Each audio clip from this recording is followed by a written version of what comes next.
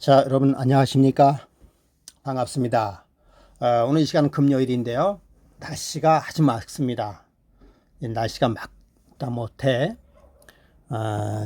좀 더운 그런 기분이 좀 듭니다. 자, 이제 지난주로 다니엘서 10장을 끝내고요. 오늘부터 다니엘서 11장으로 들어갑니다. 다니엘서 11장으로 들어가는데요. 저희가 지금까지 아주 자세하게 좀 왔지 않습니까? 자세하게 왔으니까 자세하게 끝나는 것이 좋지 않을까요? 그래서 어쨌든 간에 좀 자세하게 하도록 하겠습니다. 좀 지루한 면도 없지 않아 있습니다. 그러나 지루한 만큼, 즉 잘 견디신 만큼 큰 잔치를 좀 준비하고 있지 않습니까? 그러니까 여러분 조금 더 참으시고, 그리고 이제 좀 더 열정을 더 이렇게 마지막 그 힘을 내셔서 마지막 힘을 내셔서 한번 같이 한번 엮어봤으면 좋겠습니다. 5월 말쯤에 저희 퀴즈 대회를 이제 하려고 생각하고 있습니다. 근데 어떠면은 5월 달이 넘어갈 수도 있어요. 5월 달이 넘어갈 수도 있습니다. 왜냐하면 그거 다 끝내야죠. 다 끝내야죠. 끝내지 않고 하는 것도 의미가 있겠지만 다 끝내고 하는 게 좋지 않을까요? 그래서 일단 5월 말에 아마 넘을 수도 있다는 사실을 좀 여러분 인지해 주시고 그렇게 좀 생각해 주시기 바랍니다. 자, 여러분 이제 성경책을 다 펴셔야 돼요. 성경책을 다 펴시고 다니엘서 11장을 좀 펴시기 바랍니다. 다니엘서 11장 펴시고요. 여러분이 제가 공부를 해보니까 다니엘서 11장은 아주 그 실질적인 역사로 들어갑니다. 무슨 말인지 아시겠어요? 근데 실질적인 역사인데 이 몇백 년의 역사를 한두 시간의 이야기를 하려고 하니까 사실 저도 좀 그 역사를 다 공부하기에는 좀 부족하고, 또 그래서 어떻게 보면은 좀 이해가 잘 안 될 수도 있어요. 안 될 수도 있으니까 여러분께서 가능하시면 성경책하고 그 다음에 강의를 몇 번 좀 들어보는 것이 좀 좋지 않을까, 그렇게 생각이 듭니다. 그렇게 생각이 듭니다. 우선 그 11장의 배경과 개요를 좀 살펴보도록 하겠습니다. 그냥 서론이 11장 1절이에요. 서론 11장 1절입니다. 우선 대략의 좀 정리를 좀 해보도록 하겠습니다. 대략의 정리. 11장 1절은 그야말로 서론이고 연대를 얘기하고요. 그 다음에 11장 2절부터 4절은 페르시아 시대를 이야기하고 있습니다. 여러분 그 페르시아 시대 공부 많이 하지 않았습니까? 그러므로 여러분 오늘은 8장과 11장을 같이 읽어줘야 돼요. 그래서 8장의 이야기가 그대로 11장에 나오는데요. 생소한 이야기는 아니지만은 표현이 좀 틀리다는 사실을 여러분 좀 아셨으면 좋겠어요. 그 다음에 5절부터 13절은 헬라 시대에 있었던 이스라엘 백성과 성소를 뭐한 것입니까? 이스라엘 백성과 성소를 탄압한, 또 이스라엘 백성과 성소에 겪는 그러한 어려움 등을 이야기하고 있습니다. 그리고 11장 13절부터 30절까지는 로마 통치 시대를 이야기하고 있습니다. 그 시대에 이스라엘 백성과 그리고 그리스도인 지상 성소가 당할 일들을 이야기하고 있고요. 그 다음에 11장 31절부터 45절까지는 교황권에 확립된 중세시대부터 마지막 때까지 하나님의 백성과 하늘 성소가 겪는 역사를 엮어가고 있는 것이죠. 예. 그래서 상당히 먼 시대에서부터 오늘날 시대까지 쭉 역사를 끌어오는 그러한 일이 된다는 사실 여러분 한번 보시기 바랍니다. 자, 우선 이제 다니엘서 11장 1절로 들어가도록 하겠습니다. 자, 다니엘서 11장은 10장의 연속입니다. 지난주에 좀 봤죠? 그리고 12장은 11장의 연속이에요. 그러므로 다니엘서 10장, 11, 12장은 모두 한 단원으로 되어 있어요. 네, 한 단원으로 되어 있습니다. 네, 그러므로 11장의 연대 기록도 10장과 같아요. 언제입니까? 고레스 3년, 기원전 500 몇 년이요? 기원전 535년이죠. 기원전 535년이라는 것을 기억하시기 바랍니다. 자, 다니엘서 11장 1절 한번 보겠습니다. 내가 또 메대 사람 다리오 원년에 일어나 그를 도와서 그를 강하게 한 일이 있었느니라 라고 이야기하고 있습니다. 자, 그래서 다리오 원년이라고 하는 것은 몇 년이죠? 예, 538년이죠. 네, 538년 다니엘 원년. 그러니까 538년은 다니엘이 어디 굴속에 들어갔다고요? 예, 바로 사자굴에 들어갔던 6장의 이야기가 되는 것이죠. 6장의 이야기 되는 것이에요. 예, 요거 아주 중요한 것이죠. 요 문제입니다. 예, 문제예요. 다리오가 그토록 다니엘에게 깊은 호의를 가지고 있었던 것이 왜 그럴까요? 그것은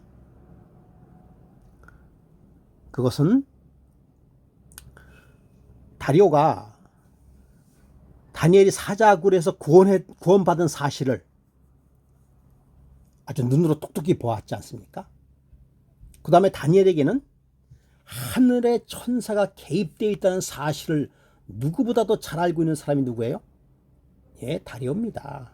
그러므로 하늘 천사의 개입을 기억하고 있었어요. 예. 그러므로 다리오는 늘 누구를 기억하고 있었는가 하면은 하나님을 기억하고 있었던 그런 사람이었습니다.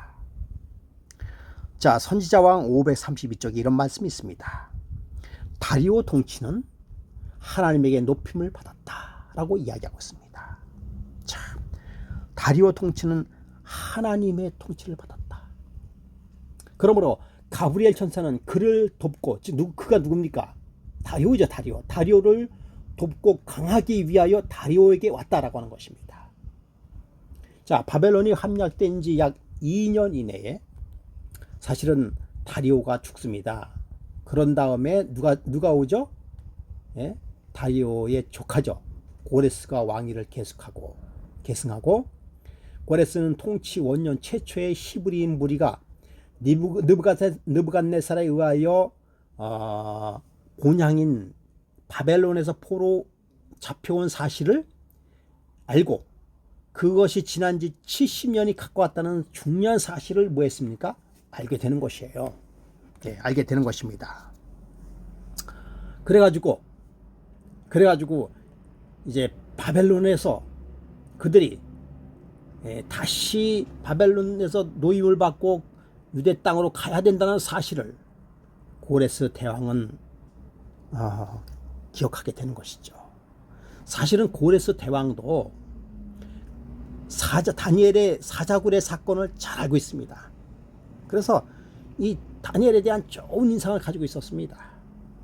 이 고레스는 성경 지명의 능력이 있는 정치가로서 하나님의 사람의 훌륭한 다니엘을 그의 통치자로 삼고 그래서 이제 하나님의 백성이 하나님을 섬기는 그 예루살렘 성이 다시 재건되리라고 하는 예언의 말씀을 가슴속에 깊이 안고, 그리고 다니엘에게 그 예언을 이루도록, 그리고 백성들에게 그 예언이 이루어지도록 자유를 허락하게 되는 것입니다.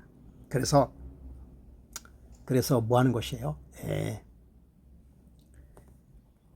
고국으로 돌아가라 라고 하는 그러한 명령을 내리게 되는 것이죠.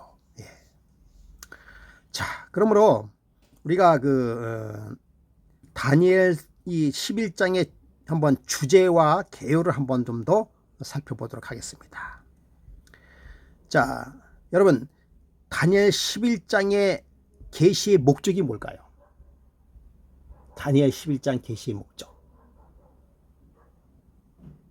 그것은 바로 10장 14절에 아까 제가 말씀드렸죠. 10장하고 11장은 뭐 어떻게 된다? 연결이 된다라고 이야기했어요. 그렇죠? 10장 14절에 만일에 내 백성이 당할 일을 깨닫게 하려 하고 있다라고 얘기하고 있어요. 그러므로 11장의 주제는 구약에서 하나님의 선민인 이스라엘 백성과 그들이 살고 있는 땅 팔레스타인, 그리고 그들의 신앙이 결집된 예루살렘과 구속의 경륜이 이룰 예루살렘 성전으로 성전에 당할 것을 보이려고 한다라고 이야기하고 있어요. 그러므로 내 백성이 당할 일을 뭐 하도록? 깨닫게 하도록 하기 위한 목적이 있다라는 것입니다. 다시 한번 말씀드리겠습니다.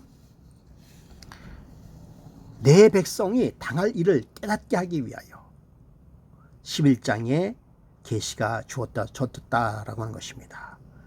다니엘 10장 14절이죠. 그렇죠? 그래서 여기 보면은 10장 14절에 만일이란 말을 강조하고 있어요. 만일 내 백성이 당할 일을 깨닫게 하겠다. 그런데 여기서 만일이라는 말은 단순히 육신적 이스라엘에게만 국한된 것이 아니고 그 자격을 상실한 육적인 이스라엘 백성을 넘어서 영적 이스라엘 백성들이 당할 일, 즉 참교회가 당할 일까지도 포함하고 있음을 여러분 기억하시기 바랍니다. 그러므로 여러분, 제가 문제를 이렇게 낼 때 다니엘서 11장 계시의 목적이 뭡니까? 라고 질문을 한다면 여기까지 만일일까지도 이야기해야 되죠. 그렇죠? 다니엘서 10장 14절에 아이고, 이거 전화가 오네요. 전화가 오는데 죄송하지만 거절을 좀 해보고요. 제가 지금 전화가 오는데 지금 녹화 중이기 때문에 전화를 좀 끊었습니다. 그러면서 다니엘이 이제 만일이라고 하는 단일, 만일과 내 백성에 당할 일, 이것을 여러분 잘 생각해 보시기 바랍니다. 그래서 답을 할 때 그렇게 답을 해야 된다라고 하는 것입니다. 자, 예루살렘에 있는 팔레스타인의 지적 위치는 참 중요한 요충지가 됩니다. 중요한 요충지가 돼요. 왜냐하면 아시아와 유럽, 아프리카 세계 대륙에 접해져 있는 지리적, 정치적, 경제적, 문화적 요충지이면서 유대교와 그리스도교, 회교의 성지가 될 만큼 종교적 중요한 요충지가 되는 것입니다. 그래서 시대의 소망에 보면, 전화가 계속 오네요. 전화가 계속 오는데 죄송합니다. 이게 한번 시작되면은 제가 이거 뭐 편집할 줄도 모르고 그냥 가기 때문에 문자가 중간에 들어올 수도 있어요. 그리고 전화가 들어오면 그냥 빨리 끊어버리겠습니다. 다시 할 수가 없잖아요. 전화 받고 다시 할 수가 없기 때문에 여러분 그런 점을 좀 이해하시기 바랍니다. 자, 시대의 소망을 보면은 만약 예루살렘이 그의 특권이 무엇임을 알고 하늘에서 보낸 빛에 유의한다면 그는 하나님의 주신 번영의 긍지 가운데 열국의 여왕으로 군립하게 될 것이다. 이스라엘 백성들이 하나님의 말씀을 그대로 잘 순종하고 따랐다고 한다면, 하늘에 보낸 빛에 유의한다면 하나님의 주신 번영과 긍지 가운데서 열국의 여왕으로서 군립하게 됐다라고 이야기하고 있습니다. 하나님께서는 당신의 백성이 결코 고난의 길로 인도하고 싶은 생각이 전혀 없다라고 하는 것입니다. 하나님의 마음을 알 수 있는 것이죠. 당신의 백성들이 고통과 고난 가운데 그 고난을 경험하고 그렇게 해서 하나님을 깨닫기만은 원하지는 않습니다. 말씀대로 그냥 어린아이 같이 순수하게 순종하는 삶을 산다고 한다면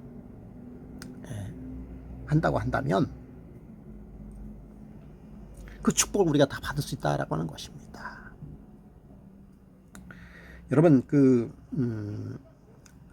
지난주에도 말씀을 드렸습니다. 천국은 어린아이와 같이 천국을 받들지 아니하면 결단코 천국에 들어가지 못한다고 말씀했습니다.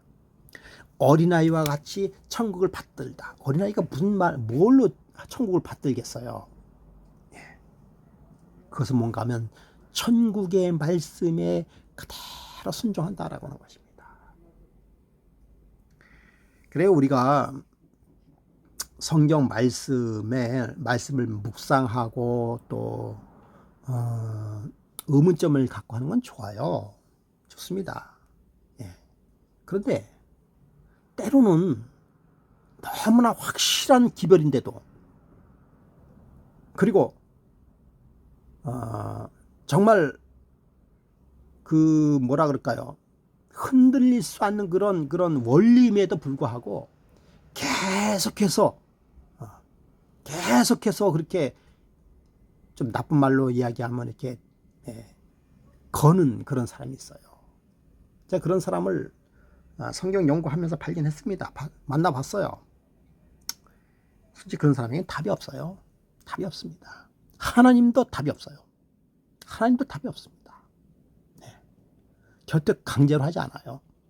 여러분, 유다가 예수님에 대해서 몰랐을까요? 알았어요. 알았습니다. 그가 메시아이고 하나님의 아들인 것을 알았어요. 알았음에도 불구하고 자기의 가지고 있는 그 욕심과 그 성정을 결코 버리지 않은 거예요. 답이 없습니다. 답이 없어요. 절대적인 순종이 사실은 필요한 것입니다. 우리가 많이 아는 것 좋습니다. 알아야 돼요. 아는 것 좋습니다. 근데 많이 아는 것하고 하나님의 말씀에 순종하는 것하고는 조금 차이가 있어요. 안다고 많이 알면 하늘에 가기 쉽겠네요. 그렇지 않습니다. 그러므로 성경은 성경 말씀 하나 가지고서도 구원을 받을 수가 있는 그런 단순한 믿음을 가지고 있는가 하면 성경을 다 알고도 하나님을 모르는 사람도 있습니다. 과거에 유대인들이 그랬어요. 그들이 정말 이론으로서는 너무나 빠삭해요. 너무나 많은 걸 알고 있습니다. 그럼에도 불구하고 그들에게는 누가 없어요? 메시아가 없어요. 순종이 없습니다. 우리가 정말 말씀이 양심적으로 맞다라고 한다면 정말 그냥 양심적으로 그냥 순종하시기 바랍니다. 여러 가지 핑계를 대지 않는 것이 좋을 거예요. 그럴 경우에는 하나님께서 그의 백성들을 고난의 길로 이끌어 수밖에 없다는 사실이에요. 예루살렘 성벽으로부터 평화의 비둘기가 모든 민족에게 날아갈 것이다.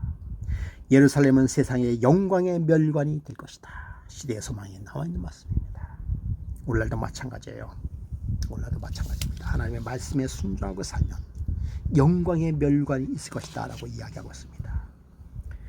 그러나 이스라엘 백성들은 거듭된 불순종으로 말미암아 하나님의 약속을 유지될 수가 없었습니다. 하나님의 계획은 난관에 부딪히게 되어 있잖아요. 이러한 사실을 모를 리 없는 사단도 메시아의 강림을 사전에 잘 점검하고 구속의 마스터 플랜을 너무나 잘 알고 있습니다. 그래서 구속의 마스터 플랜인 성서를 유린함으로 말미암아 하나님의 계획을 좌절시키려고 노력하고 있는 것이죠. 그 사단의 그 이용 도구로서 사용된 또 왔네요. 거절하겠습니다. 이게 계속 오면 곤란하네요. 아마 우리 집사람이 좀 전화하는 것 같아요. 어디까지 했나요? 그래서 그 하나님의 그 또 왔어요. 이거 계속 오면 이거 어떡하나 진짜 걱정되네. 다시 전화를 받고 할까요? 전화를 받고 다시 지금 20분 넘어가는데 다시 이거 할 수도 없고. 예. 제발 좀 전화 좀 오지 마라. 또 왔네요. 이 정도 거절하면 좀 눈치가 있어야 되는데. 이때 당시에 또 오면 또 누를게요. 그러면 눈치껏 끊겠죠.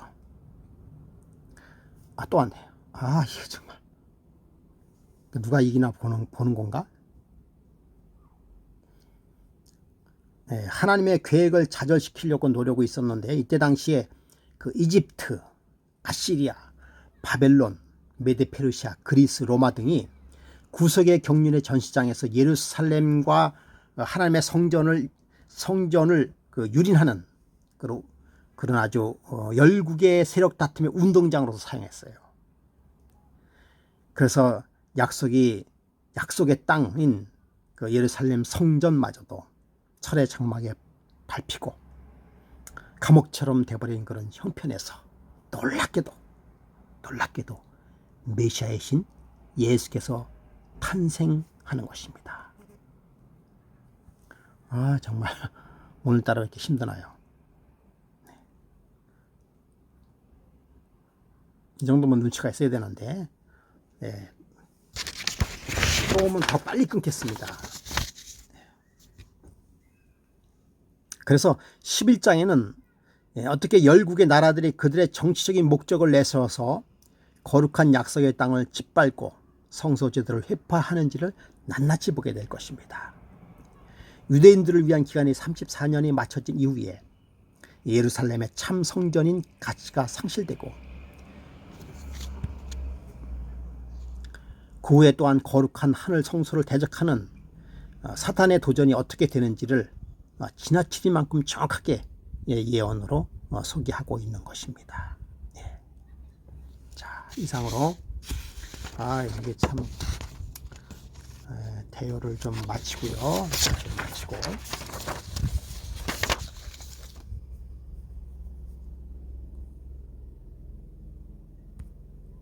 이건 좀 이따 보겠습니다. 대요를 마치고 이제 1장 2절로 넘어가도록 하겠습니다. 본격적으로 1장 2절로 넘어가도록 하겠습니다. 자, 여기 보니까 이제 내가 참된 것을 내게 보이리라. 보라, 바사에서 새 왕이 일어날 것이요, 그 후에 넷째는 그들보다 심히 부유할 것이며 그가 그 부유함으로 강하여진 후에는 모든 사람을 충동하여 헬라 왕국을 칠 것이다 라고 했어요. 자, 여러분, 오늘은 아주 좀 더 자세한 그런 역사를 연구하게 됩니다. 자세하게 역사를 연구하게 되는데요. 여기 보니까 이제 내가 참 것을 보라, 바사에서 또 새 왕이 일어날 것이요 라고 이야기했어요. 여러분, 바사의 새 왕, 메데파사의 새 왕 누군지 아십니까?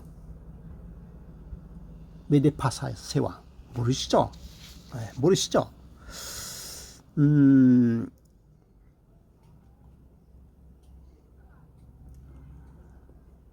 고레스를 제외하고 새 왕이 일어날 것이다 라고 이야기하였습니다. 자, 여러분, 첫째는 그 메데파사의 왕이 누구죠? 메데파사의 왕이 메데파사의 왕이 처음에 다리오잖아요. 다리오. 그 다음에 누굽니까? 고레스. 그런데 사실 고레스도 얼마 못 살았어요.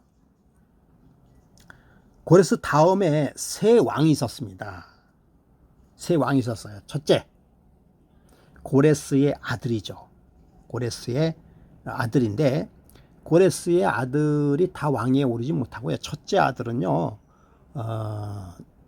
죽었어요. 그리고 둘째 아들인 캄비세스 2세. 캄비 비자입니다. 세스 2세가 왕이 됩니다.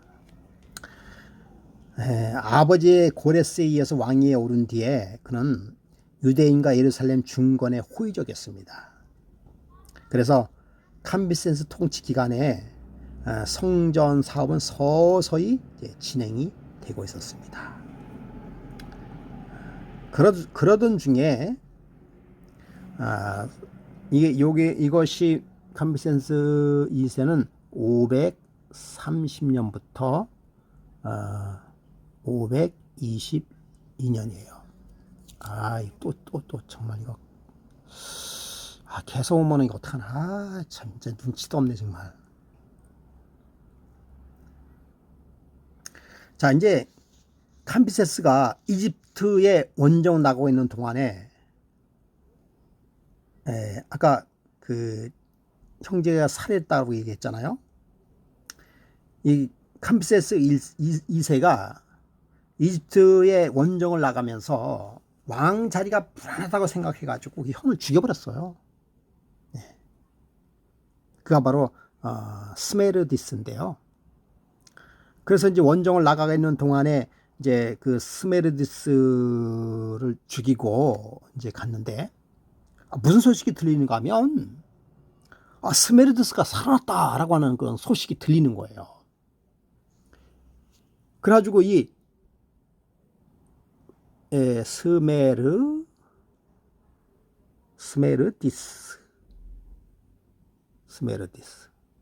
522년. 근데 이 스메르디스는 가짜예요, 가짜. 그러니까 그 스메르디스가 캄비세스의 그 형인데 가짜 스메르디스가 나타나가지고 왕위를 차지해버린 거예요. 원정 나가 있는 동안에. 그러니까 그 스메르디스를 사칭했어요. 그래가지고 이 파사 왕국을 다스리게 되는 것이죠. 그런데 그게 얼마 가겠습니까? 그 얼마 못 가서 또 오네. 이게 정말 중지할 수도 없고 정말 이거 어떻게 하나. 이게 전화기도 없고.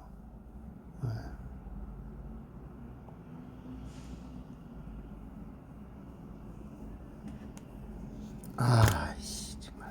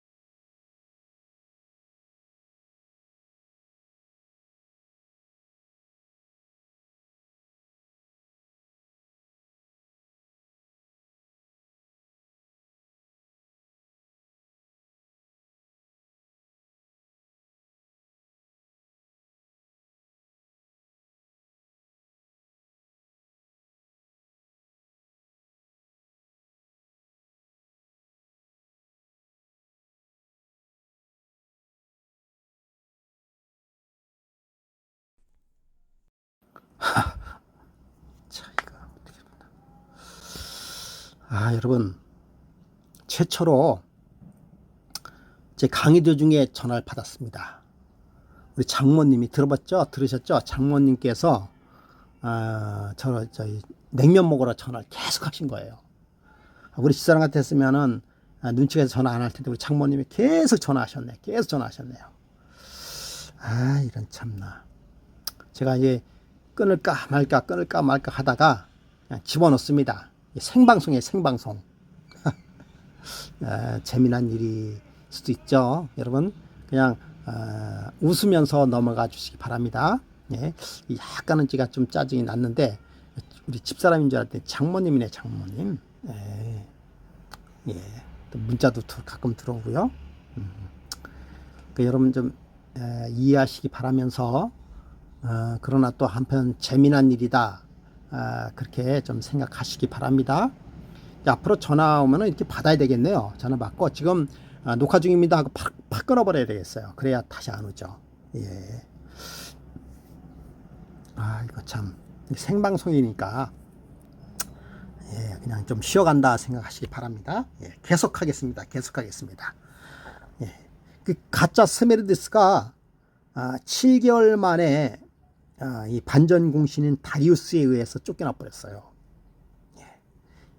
이때 나오는 그 에스라 4장 7절에서 나온 아닥사스다인데요. 이거 아닥사스다예요. 사마라인들이 거짓 고발에 따라 성전 주권이 이제 중지가 됐던 그런 사건이 일어났던 그 때가 바로 거짓 스메르디스 때입니다. 예. 그 다음에 이제 다리우스 1세요. 다리우스 1세. 세 번째.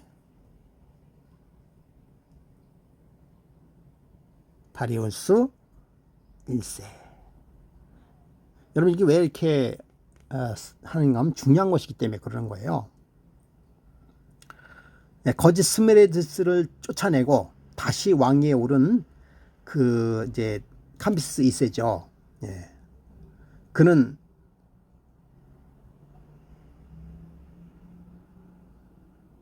그의 재위 2년에 제2차 성전 중건령을 내렸어요. 헬라를 정복하려다가 결국은 마라톤 전쟁에서 패하게 되는 것이죠. 예.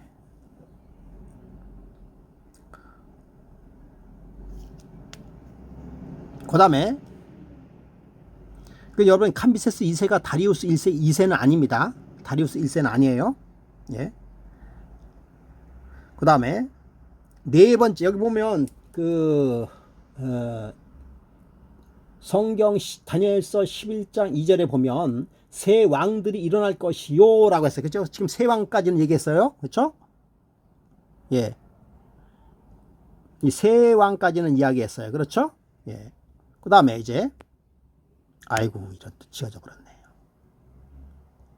새 왕까지 얘기했죠. 여러분 기억했죠? 그 다음에 네 번째 왕이 있어요. 네 번째 보니까 성경 넷째는 그 후에 넷째는 그들보다 심히 부요할 것이며 그가 그 부요함으로 강하여진 후에는 모든 사람을 충동하여 헬라 왕국을 칠 것이며 라고 했어요. 그죠? 그 네 번째 왕이 뭔가 하면요. 크세르크스예요. 크세르크스.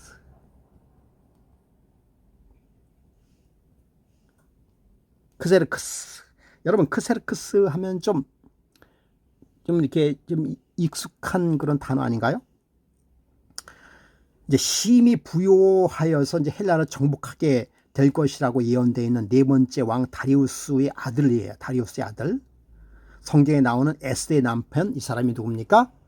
아하수에로 왕입니다. 그죠? 이 사람이 바로 아하수에로 왕이에요. 다리우스의 아들입니다. 부왕이 실패한 헬라 정복에 나서게 됐죠. 그래서 40개의 민족을 25만의 군대로 헬라를 침공했습니다. 그래가지고 살라미스 해전에서 패했어요. 처음에 패했습니다. 그의 페르시아의 그 국군은 쇠하기 시작했으며 이제 몇 명의 왕이 계속된 후에 마침내 331년에 한 인물이 나타납니다. 그 인물이 누굽니까? 바로 알렉산더 대왕이에요. 그래서 여기 보니까 그가 부유함으로 강하여진 후에 모든 사람을 충동하여 헬라국을 칠 것이며 라고 얘기했죠. 헬라어를 쳤어요. 그죠? 여기 나와 있는 것처럼 40개의 민족을 단합해서 25만의 군대로 헬라를 침공했지만 정복 못했어요. 헬라를. 살라미스 전쟁에서 패해버리고 말았습니다. 예, 패해버리고 말았어요. 예. 그런 다음에 제 3장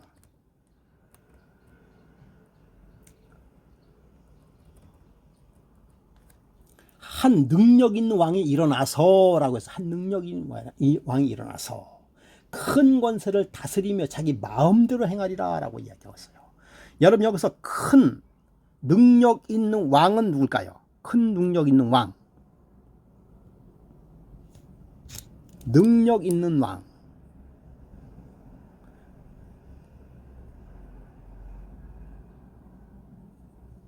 여러분 이때 당시에 그 능력 있는 왕이 누가 나타난 것이죠?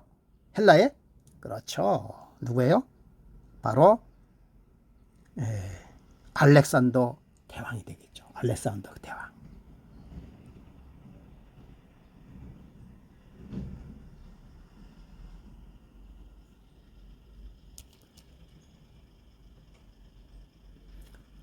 다니엘서 7장 6절에도 나와 있고요. 다니엘서 8장 5절에도 나와 있습니다. 능력 있는 왕이 나타날 것이다. 그가 큰 권세를 다스리며 자기 마음대로 행하리라. 여러분 그 이야기 잘 알죠? 자기 마음대로 행하는 그 능력 있는 왕의 역사. 네, 능력 있는 왕의 역사. 이제 그래서 4절에 보니까 그가 강성할 때에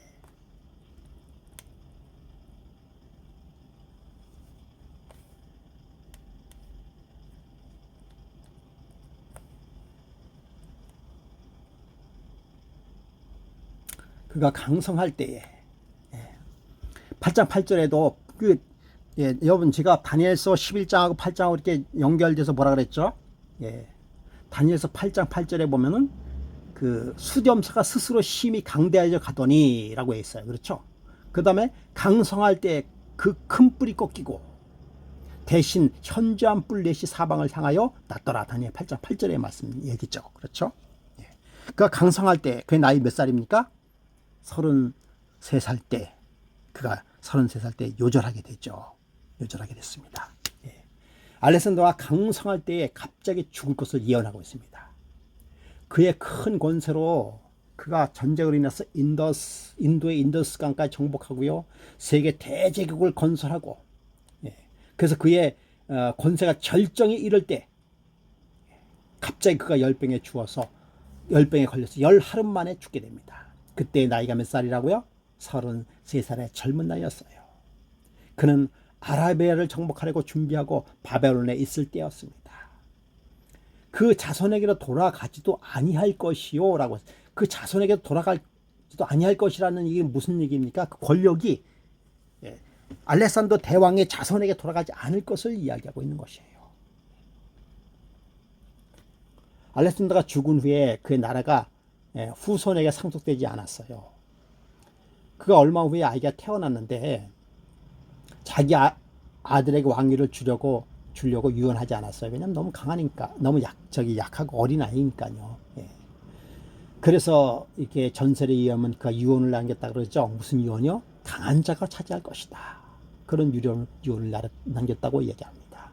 그 유언에 따라서 그의 장수들이 광대한 대제국을 차지하리라고 12년간이나 전쟁을 하다가 마침내 4사람의 장군에 의하여 사방으로 갈리게 되었습니다. 여러분 잘 아시죠? 누굽니까? 입소스 전쟁 때, 그렇죠? 입소스 전쟁으로 인하여 4나라로 갈리게 되었습니다. 이건 외우셔야 돼요. 이제 아셔야 되죠. 카산드로, 셀루쿠스, 프톨레미,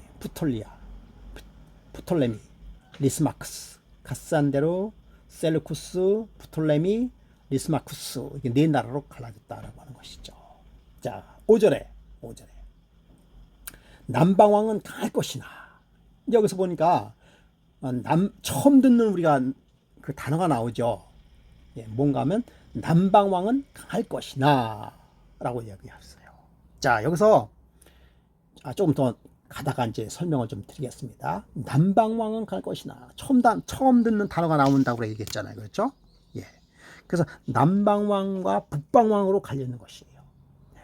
여러분, 대제국인 헬라가 4나라로 이제 갈렸죠. 그렇죠? 근데 얼마 후에 리스마쿠스는 셀루쿠스 왕조에게 그 영토를 대부분 빼앗겨 버려요. 그래서 또 북쪽에서 온 고을족의 침입을 받아서 완전히 망하게 됩니다. 그리고 마케도니아 쪽에서 겨우 명목만 유지하고 있었던 카산드로 나라는 역사의 무대에서 힘을 주지 못하고 사라집니다. 그래서 오직 남방 왕으로 표현된 프톨레미 왕조와 북방 왕으로 표현된 셀루쿠스 왕조, 두 왕조가 서로 다투겠다고 하는 예언이 되어 있는 것이에요. 5절에 보면 남방 왕은 강할 것이나 군주 중 하나는 그보다 강하여 권세를 떨치리니 그 권세가 심히 클 것이다 라고 이야기하고 있어요. 그렇게 해서 두 나라가 이제 싸울 것을 이야기하고 있는 것이죠. 자, 여기부터 시작해서 이 장면은 많은 그 부분에 걸쳐서 그 예언은 하나님의 백성인 유대인과 가장 깊은 관계를 가졌던 알렉산더 대제국에서 일어난 두 나라의 초점을 맞추고 있어요. 그래서 셀루쿠스 왕조가 다스리는 그 수리아와 그다음에 프톨레미 왕조가 다스리는 애굽. 그래서 그러한 가운데서 이 팔레스타인의 지리적 관점으로 볼 때 북쪽과 남쪽 중간에서, 그래서 실제로 헬라어 번역에서 남방왕 대신에 애굽왕 이런 표현도 하고 있어요. 그래서 남방왕은 애굽으로 표현되고 있다는 사실을 여러분 좀 기억해 보시고요. 그래서 5절에 보면 그 군주 중 하나는 그보다 더 강하여 권세를 떨치리라 라고 이야기하고 있습니다. 벌써 40분이 넘어가는데요. 한 5분만 더 하고 이제 오늘은 시간을 마치도록 하겠습니다. 그 남방왕은 그 군주는 누구예요? 그 군주 중은 남방왕을 얘기하는 거예요. 남방왕. 그러면 이제 여러분께서 남방왕과 북방왕에 대하여, 아이고, 이게 또 뭐야 또?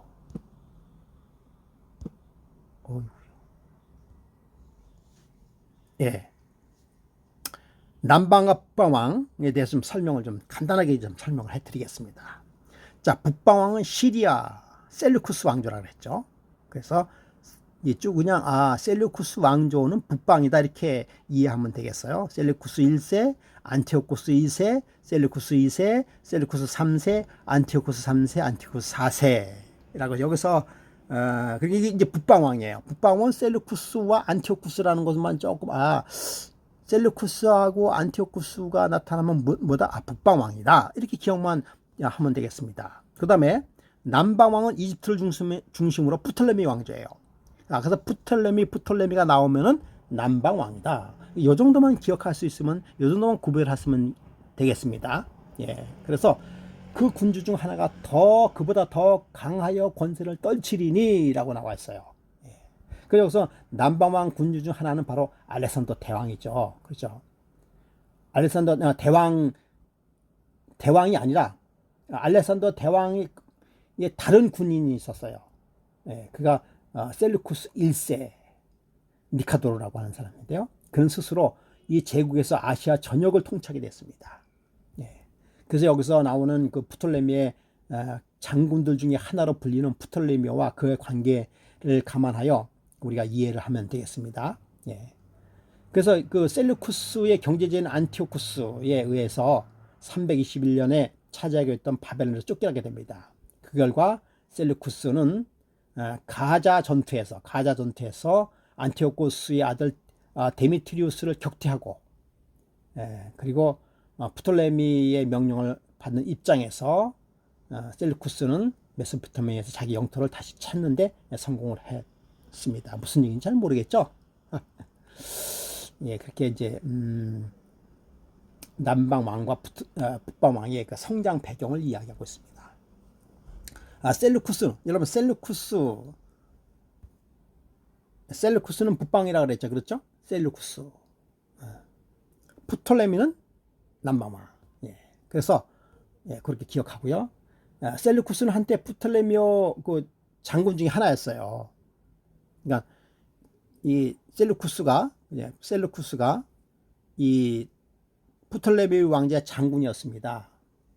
그 가운데로 하나로 이제 그 중에서 이제 애굽 왕보다 점점 강해지고, 그의 영토가 인도까지 이제 이렇게 미치게 되고, 그래서 그 당시에 그 고대 역사가 아리누스는 이렇게 이야기하고 있습니다. 셀루쿠스는 알렉산더를 이은 자 중에 가장 위대한 왕이었다.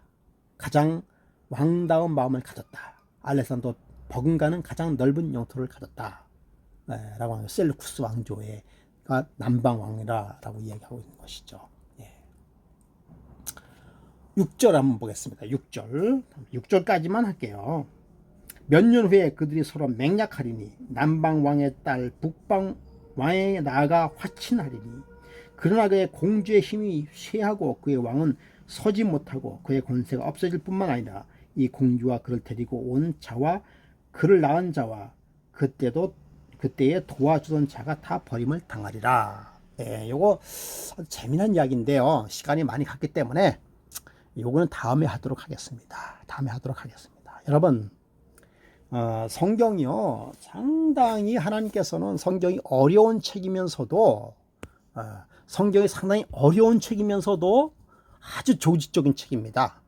성경을 너무 우습게 보면 안 돼요. 여러분 지금까지 왔던 것처럼 그 누구도 성경을 뭐하지 못하도록, 성경을 함부로 취급하지 못하도록 자세하게 성경에 대해서 이야기하고 있는 사실을 우리는 알 수가 있는 것이에요. 우리가 아시다시피 같은 한 사건을 가지고 다니엘서 2장에서 이야기하고요. 그렇죠. 같은 한 사건을 가지고 다니엘서 2장, 그 다음에 다니엘서 7장, 8장과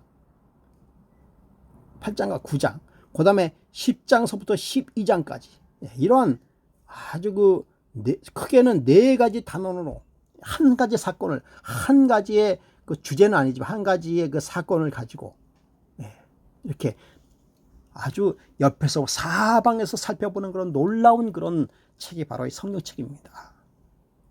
여러분도 보시다시피 다 아는 사실이지만 가면 갈수록 또 달라지지 않습니까? 10장부터 12장까지는 역사의 정확한, 그러니까 이거 어떻게 보면 세계사를 공부하는 거예요. 세계사, 중세사를 공부하는 거게 되는 것이죠. 그래서 여러분 중세사를 자세하게 연구하면 성경과 아주 맞닥뜨리는 것을 발견하게 되는 것이죠. 여러분 성경이, 역사는 지나간 것을 쓰는 것이 역사입니다. 그런데 성경은 앞으로에 있을 것을 쓰고 있어요. 역사를 쓰고 있는 것입니다. 이게 얼마나 놀라운 사실입니까? 얼마나 놀라운 사실이고 얼마나 믿을 만한 그런 사실입니까?